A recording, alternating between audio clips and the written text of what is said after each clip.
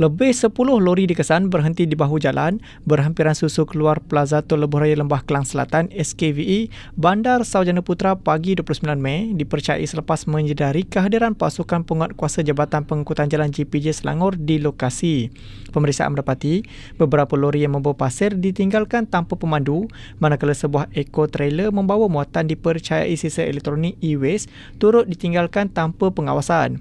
Walaupun pemandu bertindak gaib, JPJ tetap mengeluarkan saman terhadap semua kenderaan terbabit yang didapati melakukan pelbagai kesalahan termasuk lokasi perberhentian yang membahayakan. Sementara itu, Pengarah JPJ Selangor, Azrin Burhan berkata pihaknya mengesan 1,392 kesalahan melibatkan kenderaan barangan sepanjang pelaksanaan OP Paras sejak 1 Mei lalu. Katanya daripada jumlah itu, 724 kes membabitkan muatan melebihi had dibenarkan di bawah kaedah 89 kaedah-kaedah kenderaan motor kurungan pembinaan dan penggunaan 1957, manakala 645 kesalahan membawa muatan secara berbahaya pula direkodkan di bawah kaedah 92 peraturan sama. Azrin berkata kebanyakan pemandu yang ditahan mengaku membawa lebih muatan kerana dibayar mengikut berat yang diangkut sekaligus mendorong mereka mengambil risiko demi meraih lebih pendapatan.